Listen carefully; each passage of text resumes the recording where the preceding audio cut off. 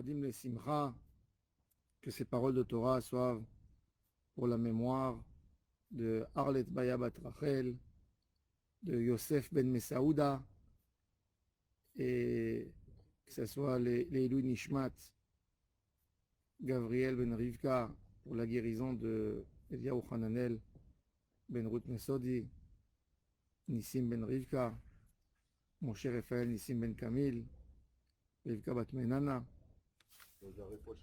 pour la réfoua David Ben Zohar. Top. On va parler d'une manière générale sur la partie qui est entre les Birkot HaShachar et Odou. Cette partie est partagée en trois. On a le grand événement de la Kedat Yitzhak. Avant de commencer Shachrit, on veut rappeler pour nous, pour les Malachim, devant le trône céleste, l'acte extraordinaire de la Akedah. Akedat Yitzhak, c'est un acte qui a marqué l'humanité entière. On va parler un peu de ce Inyan. Nous avons la Kétoret, toutes les règles de la Kétoret, les encens, au Beth Amikdash, qui était un travail extraordinaire quand le commençait le matin, une fois le matin, une fois le soir. Et on a les korbanot, le céder des korbanot et les 13 halachot de Rabbi Ishmael, comment on étudie la Torah. La Akedat Yitzhak, c'est le plus grand acte religieux qui a été fait par un homme croyant pour Dieu. Comme ça explique le Ran dans ses drachot. Et pourquoi il dit c'est le plus grand acte? Parce que Akadosh Baruch Hu, il n'a pas ordonné vraiment à Abraham de sacrifier son fils. Il lui a dit, si on regarde le texte, Karna, si il te plaît, si ça te plaît. Il n'a pas dit Vayetzav Elohim et Avraham, Kach et Bincha. C'est pas écrit Kach et Bincha. Karna. Je te demande. On va apprendre plusieurs choses très intéressantes qui sortent de ce sujet. Akadosh Baruch Hu, il a promis à Avraham Avinu, quand Yitzhak était né, Ki be Yitzhak, Ikare le Chazara. C'est avec Yitzhak que tu auras toute ta descendance. Dieu a promis. Et après, Yitzhak est célibataire, il n'est pas marié. Pour dire, sacrifie-le, il a déjà amené des enfants dans le monde. Il n'est pas encore marié. C'était peut-être ça la raison aussi que Akadosh Baruch Hu a fait cette épreuve avant le mariage de Yitzhak. Avraham Avinu, il pouvait dire, Akadosh Baruch Hu, tu ne peux pas contredire ta promesse. Tu n'as pas le droit. Donc Akadosh Baruch Hu, il dit à Avraham Avinu, supplie-moi, je t'en supplie, pardonne-moi ma promesse qui est Yitzhak, Yikare le Chazera, et sacrifie ton fils. Avraham Avinu, très simple. Il aurait pu dire une réponse très, très courte, non. Ça, non. Tout, oui, mais ça, non. Et Akadosh Baruch Hu n'aurait pas diminué l'amour pour Avraham Avinu. Est-ce que un père qui refuse à son fils quelque chose, est-ce que le fils c'est pour ça qu'il n'aime plus son père? Ou une femme qui refuse quelque chose pour son mari, ou un mari qui refuse quelque chose pour sa femme, est-ce que c'est une raison pour tout casser? Non. Ça, non. Et toujours, justement, on te dit que, moi je dis ça souvent aux gens, un bon ami, il doit être capable de recevoir le non aussi. Il n'y a pas de tout oui. Il y a des gens, ils se fâchent. Si mon ami il m'a refusé, c'est plus un ami, c'est pas vrai. Si toi, tu es un ami sincère, Donc, tu dois faire kafsrout et dire, il ne peut pas. Je ne rentre pas pourquoi. Il m'a refusé. Je le crois. Je crois dans la sincérité de son amitié. Et s'il me dit non, c'est qu'il ne peut pas. Sans dire, moi j'ai fait... Lui maintenant, si tu es un vrai ami, lui maintenant, il n'est pas capable. Tu ne sais pas pourquoi, il t'a pas dit pourquoi. Tu ne sais pas pourquoi, il n'est pas capable. Et Akadosh Baruch Hu, il dit à Abraham Avinu, ça me ferait plaisir de dire aux anges en haut que même dans cette condition, donc je te demande, pardonne-moi ma promesse, qui beïtsra qui carré le chazara. Le Ran développe un peu plus.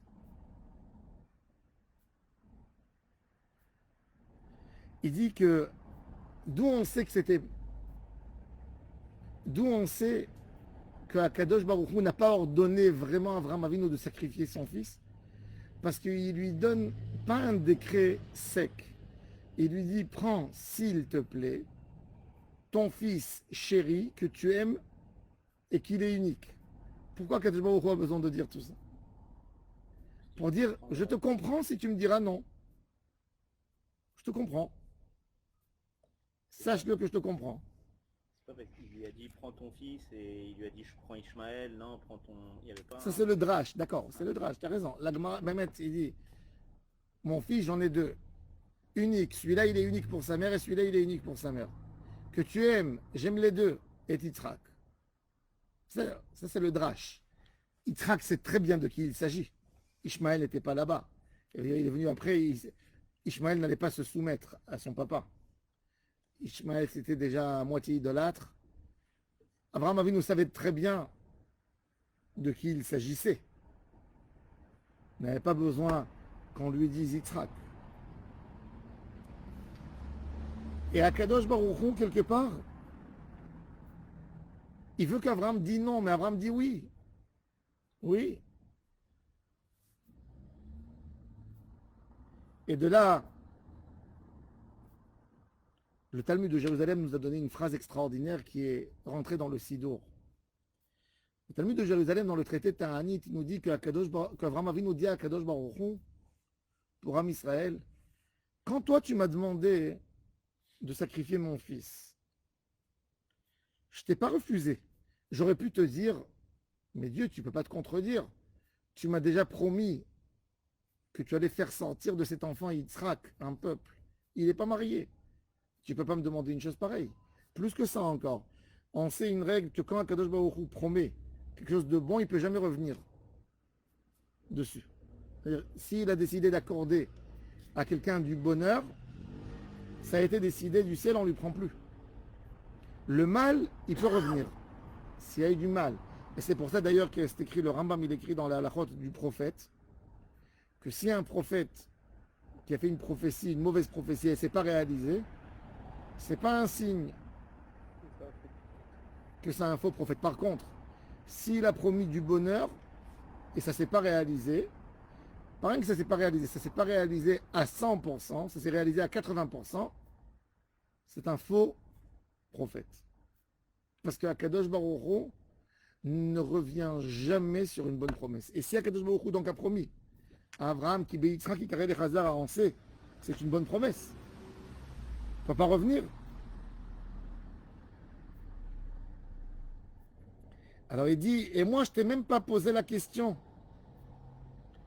Et même que ça me brûlait sur ma langue de te le dire, j'ai pas dit.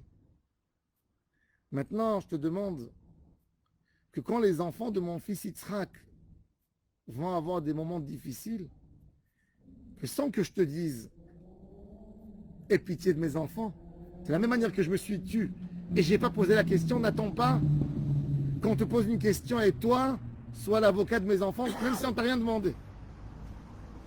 De là vient le texte après la Akedat Yitzhak, כשם שכבש אברהם אבינו את רחמיו לעשות רצונך בלב שלם, כן יכבשו רחמיך את כעסיך. C'est extraordinaire. On voit même dans l'histoire de la Hakeda, à un moment, Yitzhak comprend que c'est lui qui va être sacrifié. Abraham ne lui a pas dit ça depuis le début. Et on voit que Yitzhak essaye de réveiller les pitiés de son papa. Il lui dit,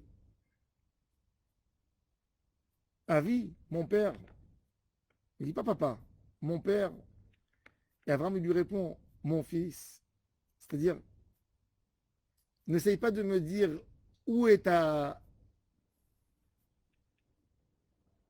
manière d'être père, ta paternité. Parce que de la même manière que tu demandes elle est où ma paternité, je te dis qu'elle existe. Et toi, tu es mon fils, tu es mes yeux. Et il y a la volonté d'Hachem. Il a réussi à convaincre Yitzhak d'aller avec lui dans le même but. Le Ran, il dit, dans cette drachote, qu'il y a 4 leçons extraordinaires dans cette histoire. La première chose, l'amour d'Hachem dans le cœur des patriarches. Quelle place cet amour elle prenait? Qu'est-ce qu'on est capable de donner à Hachem? Le Chafetz Chaim, c'est une histoire qui me fait la chair de poule chaque fois, quand je me rappelle de cette histoire. Le Chafetz Chaim avait un enfant qui était un génie. Il s'appelait Rabbi Avraham. Et il souffrait, il avait des maladies depuis qu'il était jeune. Mais c'était l'enfant qui ressemblait le plus dans son charisme et dans sa sagesse et dans sa pureté d'esprit à son papa. Il a écrit avec son père une partie du Mishnah Broua. Le père a associé son fils dans son travail. Et il a écrit avec lui une partie du Mishnah Broua, une partie du Likutei Halachot sur Kodashim, du Chafetz Chaim, un grand livre. Et le Chafetz Chaim n'était pas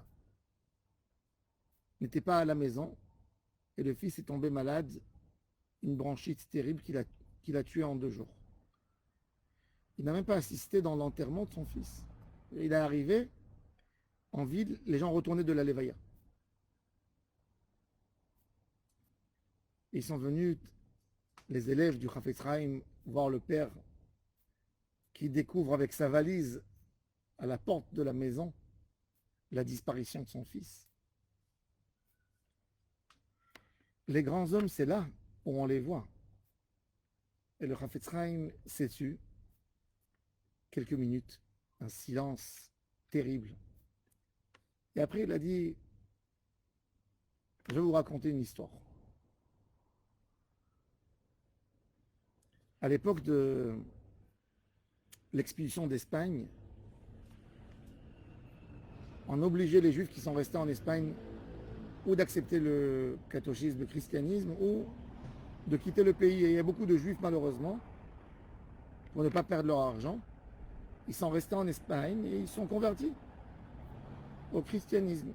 La population locale les détestait, les appelait les maranes, les porcs qui changent de comportement. Et il y a eu une police qui a été faite pour chercher les Juifs, accomplir les mitzvot et les brûler, les torturer. Ça s'appelait l'Inquisition. Et ils mettaient un grand feu dans les places où ils jetaient ces Juifs au feu. Ça existait en Espagne jusqu'à il y a 150 ans. En Espagne, au Brésil, dans les pays du protectorat espagnol. Et un Pessah, il rentre dans une famille et il les trouve tous faire le Seder. Ils prennent le père avec les 2 enfants et la femme en prison, il les torture. Et quelques jours après, dans la place principale, ils disent la femme, elle ne pouvait rien faire, elle n'est pour rien parce que c'est son mari et ses enfants. Donc ils l'ont libérée, mais par contre son mari et ses 2 enfants étaient jetés dans le feu. Et la femme qui lève ses yeux et qui crie dans la place, Dieu,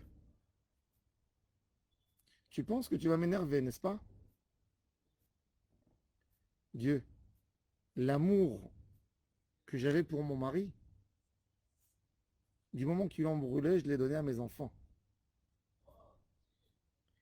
Et l'amour de mes enfants, quand ils ont été brûlés, elle va aller où? Ne crois pas que parce que tu m'as brûlé mon mari et mes enfants, que je me fasse cet amour que j'avais pour eux, je te l'accorde à toi et elle est tombée évanouie. Le Chafetz Chaim, il a dit à Kadosh Baruch Hu, l'amour que j'avais de mon fils, Abraham, ben je te l'offre. Et c'était ça. Et il est rentré à la maison. C'est... Non, on ne comprend même pas, mais ça c'est un tzaddik de... Il nous a quittés, il a quitté le monde il y a 100 ans, même pas. Même pas. Chafetz Chaim, veille de la Seconde Guerre mondiale, il nous a quittés. On est 81 ans de son décès. 90 ans de... Ouais, 81 ans de son décès.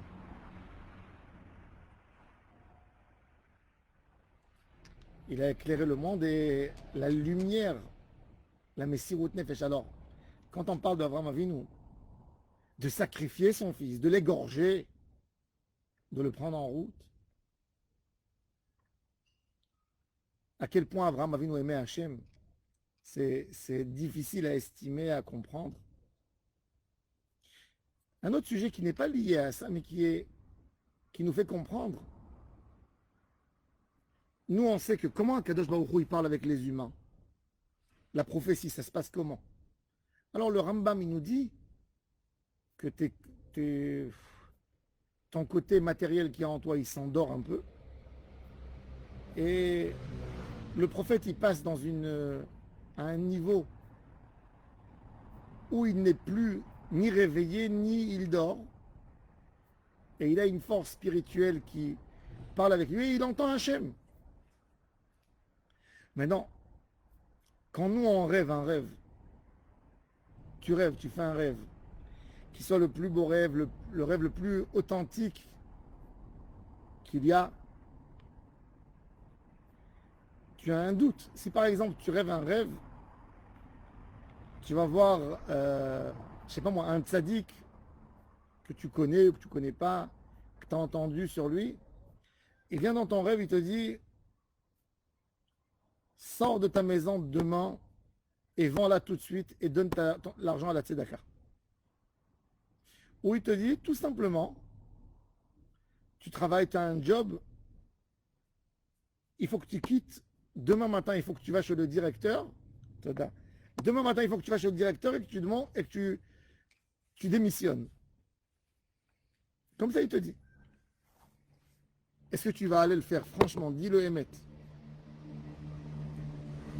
Si tu es croyant, tu vas faire une atavat halom. Quand les Kohanim ils vont faire Bekat Kohanim, tu vas dire Dieu, mes rêves sont à toi. Allez, comme que tu as renversé la maladie de Naaman, ainsi. Tu vas pas écouter. Avraham Avinu, il a fait une sorte de rêve. On ne sait pas nous c'est quoi comment Hachem nous parle.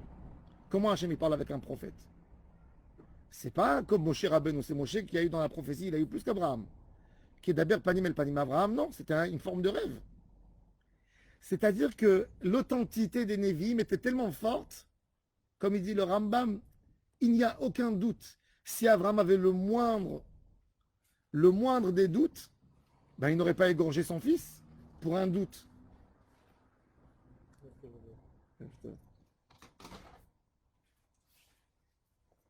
Vous savez qu'à Jérusalem, il y a dans les maladies psychiques, il y a une maladie qui s'appelle le syndrome de Jérusalem. C'est quoi le syndrome de Jérusalem?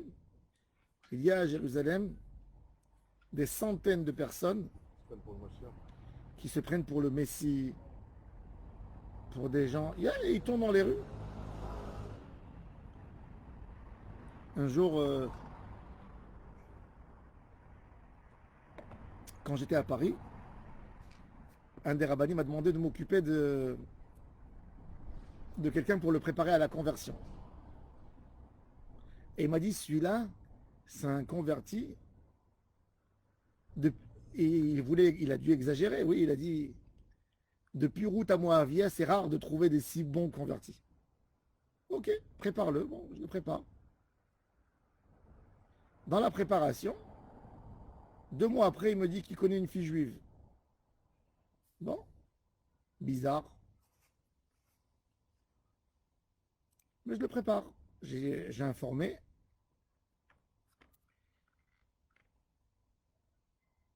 Deux jours avant la conversion, avant qu'il fasse son mikvé, on est devenus amis déjà. Tous les jours, il venait, je lui enseignais. Je lui ai dit, dis-moi, franchement, lui, il était en Belgique professeur d'économie dans une des grandes universités. Il avait des liens avec le pouvoir, etc. Bon, je ne vais pas dire non, non. Je lui ai dit, comment? Qu'est-ce qui s'est passé chez toi que dans ton milieu, tu as découvert le judaïsme, tu as connu des juifs, tu as fréquenté quoi? Il m'a dit, bon, je te dis parce qu'on est comme des frères. Il m'a dit, j'ai rêvé Jésus, qui m'a dit, ce que moi, j'ai pas réussi à faire avec les juifs, toi, tu vas réussir parce que tu seras le roi des juifs. Et c'est ça ce qui m'a entraîné. J'étais tremblant. Je suis parti, j'ai dit au Rav, j'ai pas envie, je dis pas les noms. Vous pouvez pas le faire passer au mikvé, celui-là. D'abord, il est taré. Il est professeur, mais il est taré complètement. Et c'est difficile. Ça veut dire, un homme comme ça, il te dit, et quand il te parle, tu vois la folie de sa bouche. Ça veut dire, c'était un homme. Jusqu'à ce moment, quand il me parlait, je l'admirais. Par sa chorma, il disait des perles.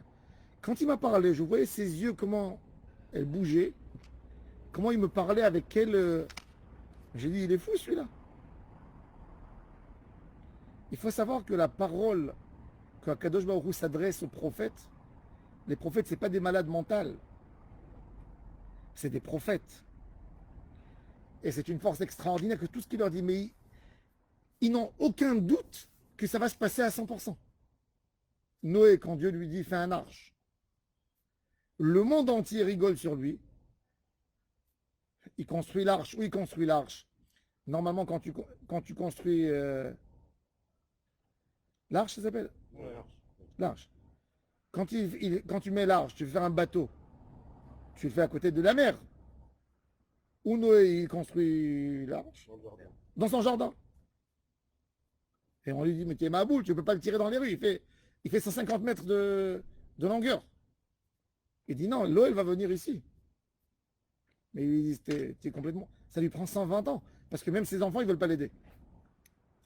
Ils ne trouvent pas des gens. C'est-à-dire que le prophète, il n'a aucun doute, même pas d'une seconde, que ce qu'il a entendu dans ce rêve, dans cette parole divine, c'est vrai à 100%. Comme il dit Rambam dans Guide des Égarés, Enanavi mesapek bin buato klal. Parce que autrement, comment on peut comprendre qu'Avraham Avinu est prêt d'aller sacrifier son fils pour un rêve qu'il a fait?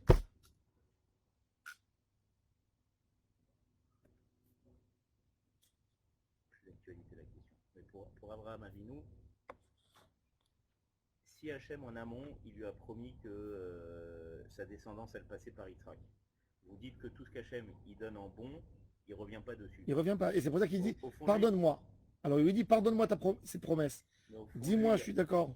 Au fond de lui, Abraham, il n'avait pas en tête que ça allait pas se passer. Que c'est peut-être un test. Non. Non. Surtenant, ça. Akadosh Baruch Hu lui a fait tout pour l'amener jusqu'à la dernière minute. Et d'ailleurs, on voit qu'Abraham, il ne veut pas lâcher. Et justement.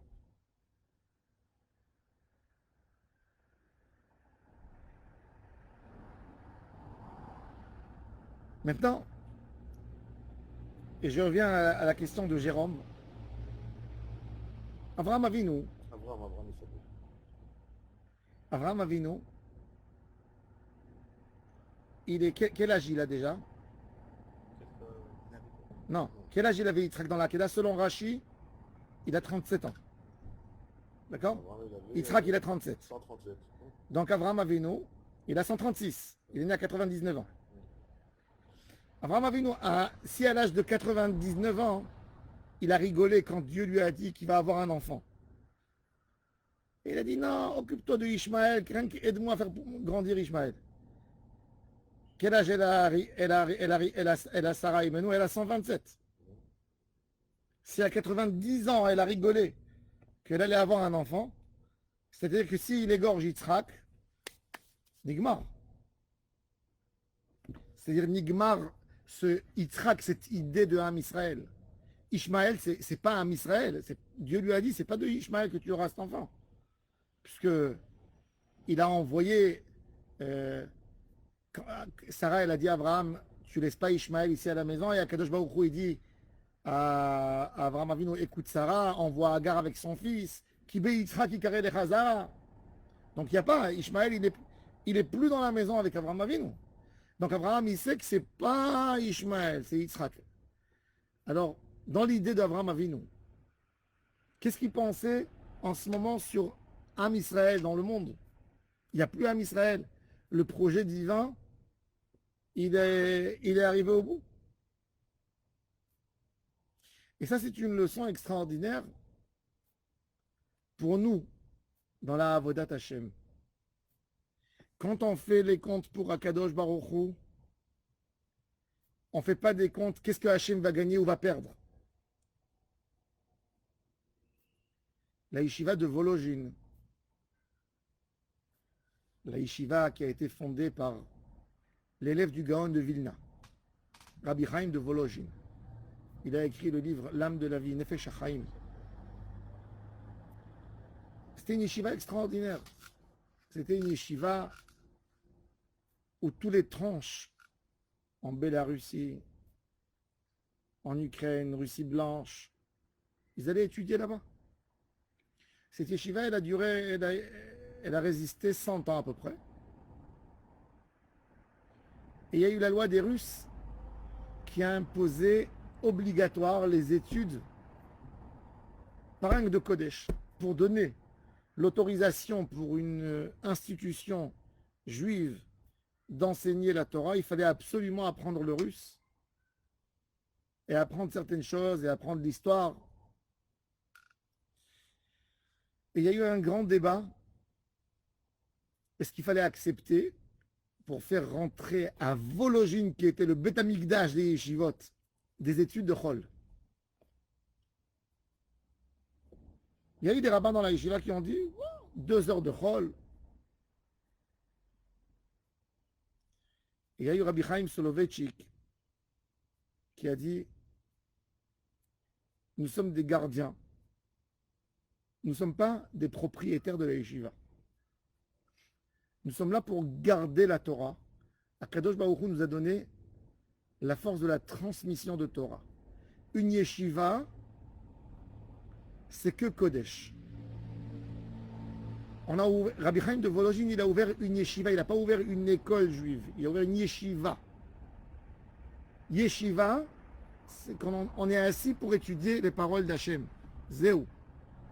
Ça ne s'appelle pas une école. Et puisque ça ne s'appelle pas une école, on ferme, mais on ne change pas l'image et l'idée de la yeshiva. Aujourd'hui, si on ouvre, demain on appellera une yeshiva, même avec des études de Chol. Non. Et avec des larmes, ils ont accepté l'argument de Rabbi Chaim Soloveitchik. Et le natif de Volojine, il a fermé la yeshiva en pleurant.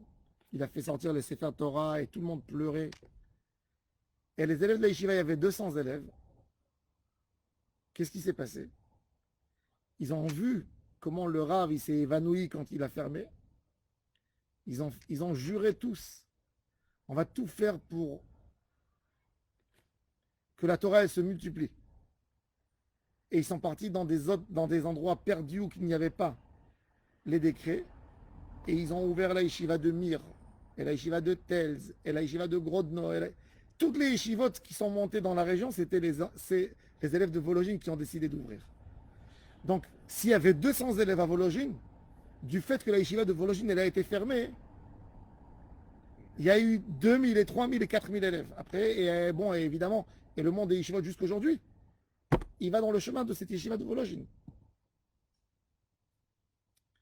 Si maintenant quelqu'un là-bas, il aurait voulu être Chacham et dire, mais Dieu, il va perdre, si on ferme la yeshiva, il va y avoir un bitul Torah de 200 élèves. Non. Où je fais pas. C'est pas notre rôle à nous de s'occuper comment Dieu va gagner. On n'est pas des brokers d'Hachem qu'on gère son argent en bourse. Non. On est là pour faire ce qu'il demande. Et si Akadosh Baruch Hu, il dit, fais, et ça tu sais que tu ne pourras pas faire, et ça va casser la Torah, ben tu quittes. Tu fermes. Tu stoppes. Tu arrêtes. Mais Akadosh Baruch Hu va perdre. T'es pas un Hachem. Il t'a pas mis là dans sa place pour lui conseiller est-ce qu'il va perdre ou il va pas perdre.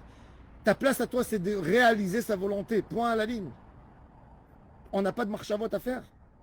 C'est pas à nous de décider tout ça. Si Hachem a fait, Hachem a fait. C'est pas notre rôle. Pourquoi je dis ça? Parce que des fois, il y a des rabbinim qui veulent être plus light pour rapprocher les autres et dire je vais faire ça pour amener cela et je vais faire ça pour que les autres viennent et je vais faire ceci et je vais faire ça. Et on n'a pas le droit de faire ça.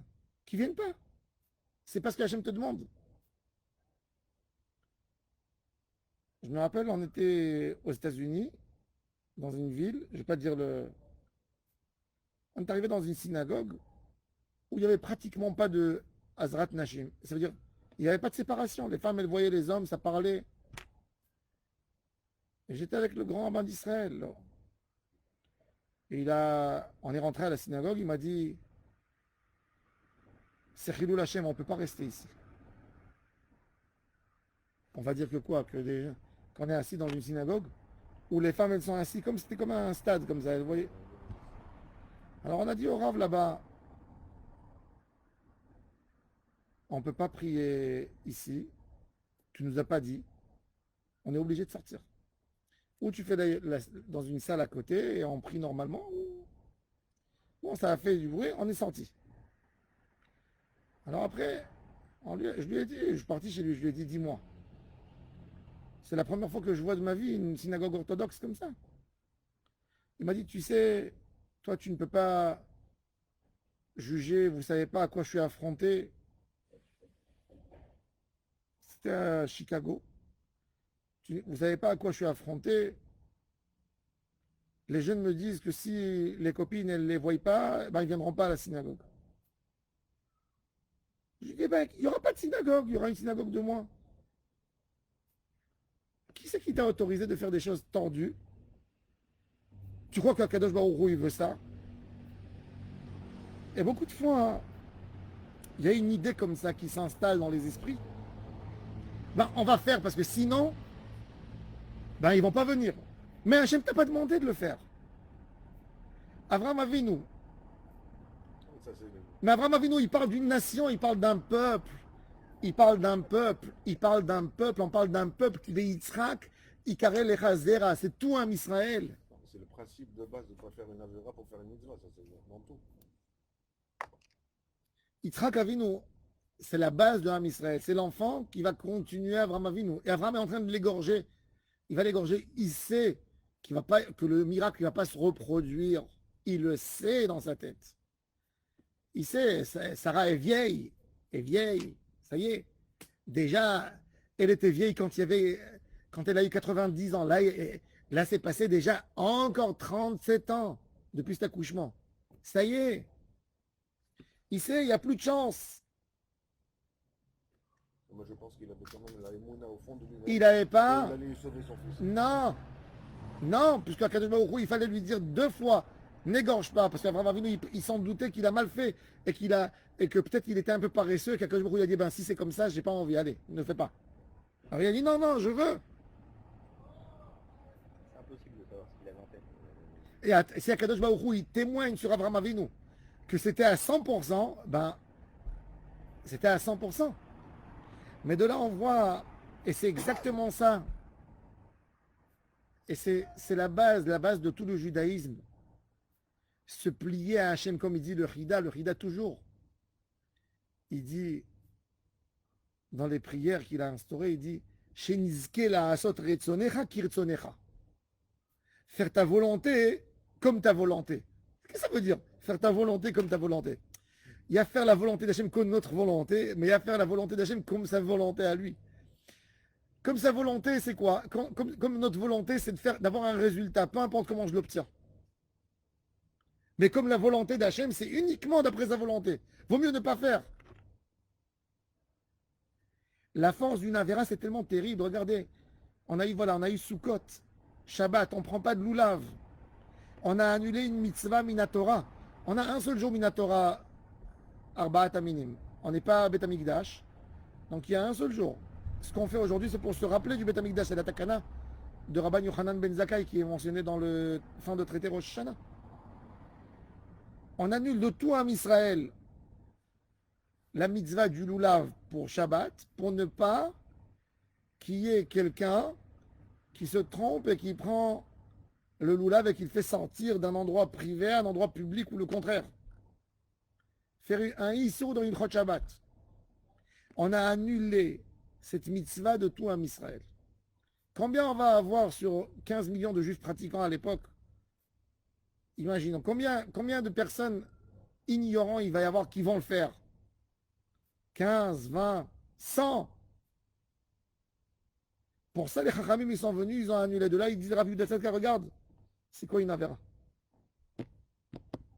Combien une Avera, elle rend obscur le monde?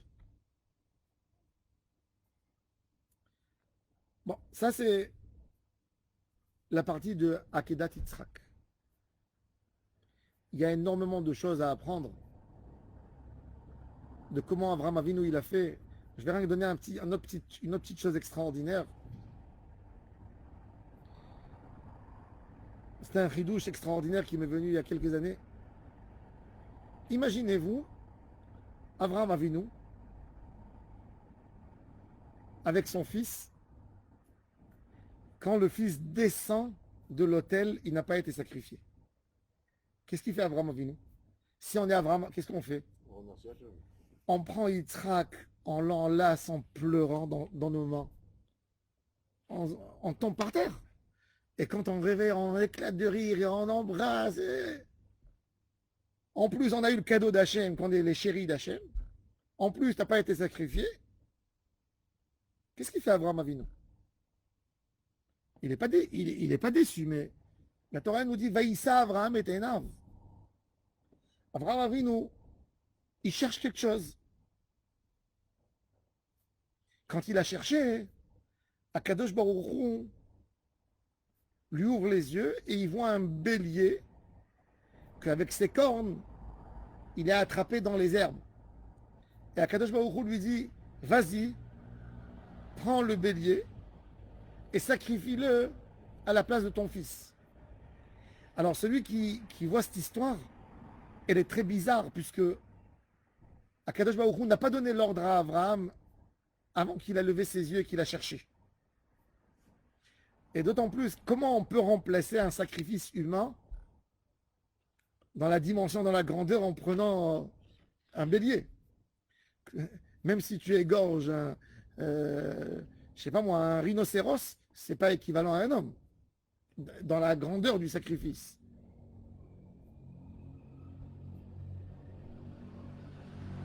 Avraham Avinu nous a montré une autre chose extraordinaire dans cette histoire de Akedat Yitzhak. Souvent, nous tous, on a des événements dans notre vie qui nous rendent très proches d'Hachem. Nous tous, on a eu un événement, on a eu un moment dans notre vie où on a eu une grande lumière d'Hachem qui nous a éclairé, qu'on s'est senti comme des plus grands tzadikim, comme des prophètes à un moment. Ça arrive pas longtemps, mais ça arrive à un moment où tu sais que tu es le chéri d'Hachem, où tu sais que Kadosh Baruch Hu t'a écouté, où tu as eu une force de voir quelque chose, tu as senti comment Hachem t'a redonné ta vie cadeau, tu le sens.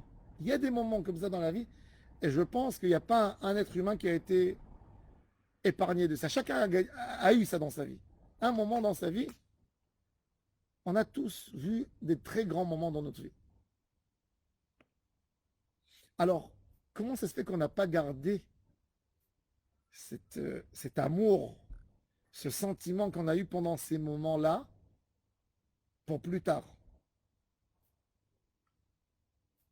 Parce qu'on n'a pas fait un Kéli. Abraham Avinu, il est au-dessus du mont Moria. Dieu lui a dit, lâche le couteau, enlève le tamin, ne touche pas ton fils. Allez, dénoue ton fils. Il dénoue son fils. Mais Abraham, quand il est là, il se préoccupe dans sa tête une chose. Comment je vais rentrer chez moi à la maison et je vais ramener avec moi ce Inyan de Akedat Yitzhak. Si je ne fais pas une caisse, si je ne fais pas un récipient pour garder cet acte, il ne va pas rester chez moi dans ma tête. Alors il lui fait un cadre. Il fait une boîte pour mettre et il fait un souvenir. C'est-à-dire que dans l'idée, si on a eu dans notre vie un NES, si on veut marquer le NES, on est obligé, au moment du NES, de ce moment de grandeur d'esprit qu'on a eu, de prendre sur nous, d'étudier 5 minutes en plus de Torah tous les jours, pour pouvoir garder en nous ce qu'on a vu. Et c'est pour ça, Vaïssa, Abraham et Tenav, Abraham, il cherche quelque chose pour l'aider à pouvoir prendre à la maison quelque chose avec lui. Et Akadosh Baruch Hu comprend très bien ce qu'Abraham Avinu a cherché. Donc, il lui montre un bélier. Pour immortaliser. Exactement. Et qu'est-ce qu'il fait le bélier? Le bélier, il est attaché dans les herbes. C'est-à-dire que attaché, c'est quoi attaché? C'est Abraham, il voulait rester attaché à cet acte. Donc il va,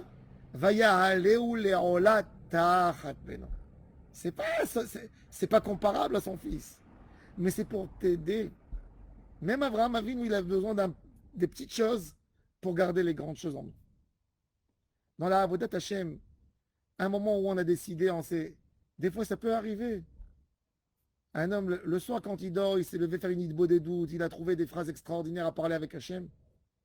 Et il a eu une révélation, il a eu quelque chose d'extraordinaire et un sentiment énorme. Et un dévouement, une volonté de dévouement à Hashem. Si tu ne fais pas quelque chose en ce moment pour t'attacher, pour attraper le plus fort, ça restera pas. Ça restera pas. Ça restera pas. On aime Hashem, mais il faut que cet amour d'Hachem, même avec un petit acte, on puisse l'attraper. On puisse vivre avec, on puisse la garder. C'est hyper vrai, ça, si je peux me permettre. Je parlais de ça plusieurs fois avec des gens. Et ne serait-ce pas forcément un événement exceptionnel, mais combien de shiurim on a été? On écoute le rave et on dit waouh, ça c'est le mec, là il a raison. Oui, et quand on rentre à sort, la maison, non. voilà, pourquoi? Parce qu'on n'a pas pris quelque chose. Ouais. Et si on prend sur soi un truc que le rave il a dit, ou bien on change vraiment un truc, là. Et là, ça change. Et là, les livrets Torah, ils changent. Dès que tu prends quelque chose. Quand on fait on fait un beau mariage, ça peut être le plus beau mariage. Il faut absolument. Qu'est-ce qui est la chose la plus importante dans un mariage, vous savez? C'est dragé. Alors, il y a des gens qui disent le dragé, l'orchestre, les habits. Hein? Il y a fait Méod. Ce qui est le plus important dans un mariage, c'est le photographe. C'est la vidéo. La vidéo, c'est la seule chose qui va t'aider à préserver et à garder ce moment exceptionnel que tu as passé. Regardez des couples quand ils présentent à des photos, quand on regarde les photos, même après 20 ans, on a une émotion quand on regarde. Il y a un Kelly, il y a quelque chose qui attrape. Et ça, c'est l'idée. Même de faire un petit maassé. C'est pour ça que le Ramban nous dit que dans toute étude de Torah, il dit avant de fermer le livre, dit qu'est-ce que je tire comme leçon. Même quelque chose de petit. Abraham Avinu, il savait qu'un bélier c'est rien par rapport à son fils. Mais il est parti l'égorger. Va y aller où les là. Il ne voulait pas oublier. C'est pour ça qu'Akadosh Baruch Hu, il n'a jamais oublié parce que c'était un maassé d'Abraham Avinu. Abraham Avinu, il ne veut pas descendre du mont Moria. Il ne veut pas descendre de là-bas. Il a très peur de rentrer à la maison d'un jour tellement grand. C'est pour ça qu'il est écrit dans le Midrash qu'après Kippour, Akadosh Baruch Hu nous a donné la fête de Sukkot. Kippour. Comment tu rentres chez toi à la maison après ce pardon qui t'a été accordé? Tu t'es nettoyé, tu t'es blanchi. Comment tu veux commencer? Comment tu es capable de rentrer dans la vie maintenant de tous les jours et de passer et de reprendre l'année? Alors on nous fait des petites choses. Tu fais une souka. La souka, c'est une boîte pour garder. Les arbaat à minime, c'est quoi? On n'a pas été acquitté si on ne les a pas reliés. Il faut les relier. Attraper. Tout ce lignan, c'est d'attraper quelque chose. Ça, c'est le lignan de Sukkot. J'ai une idée extraordinaire sur le lignan de Sukkot. Sukkot, c'est une mitzvah. C'est un souvenir ou un année kavod. Alors hier, j'ai expliqué dans le shiur, j'ai dit que ça s'appelle Anané Kavod. On n'a jamais vu que des nuages s'appellent des nuages d'honneur. Comment tu traduis Anané Kavod en français? Nuée. Hein? Mais il est où le Kavod? Il est où le Kavod? Toujours à Kadosh Baruch Hu. Vayira Kevod Hashem Beranan. Kevod. Kavod. Am Israël, en Égypte, on n'avait pas de Kavod. La Gemara, elle dit que quelqu'un qui a humilié un esclave, c'est une méchante personne, mais il n'a pas à payer à indemniser comme autre personne. Tu passes dans la rue, par exemple. Tu as humilié quelqu'un par un mauvais comportement, par...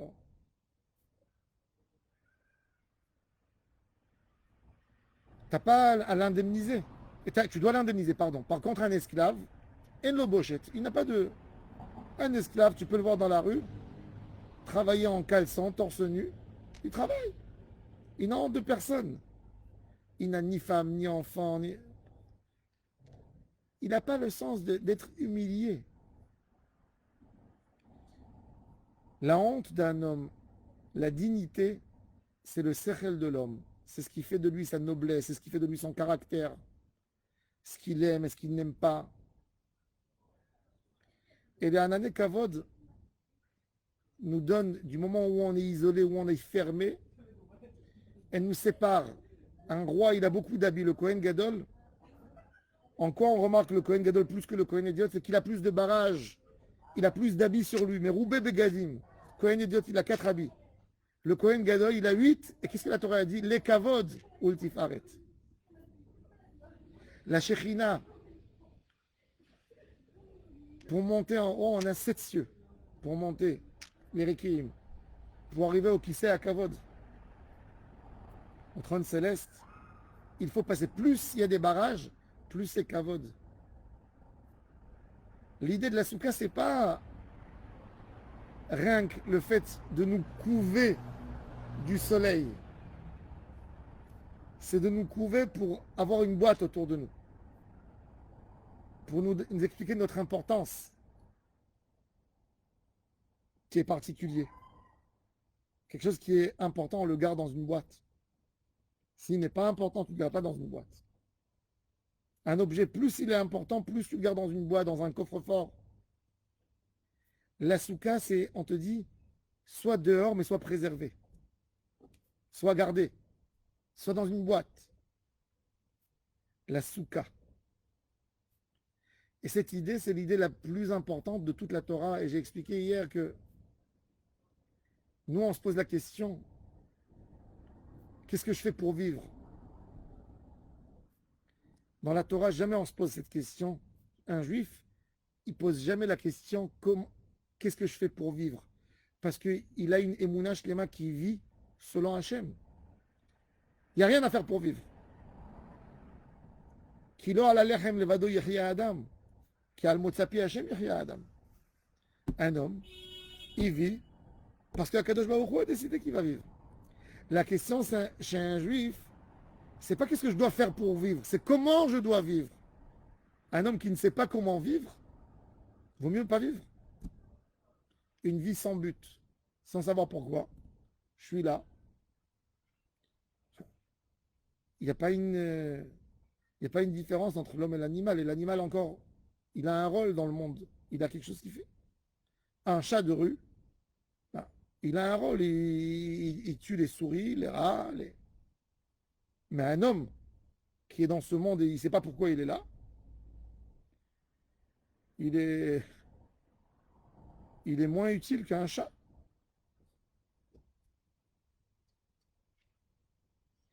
Et toute l'idée de la Torah, et c'est pour ça que le plus grand zéher qu'on fait, c'est uniquement Sukkot.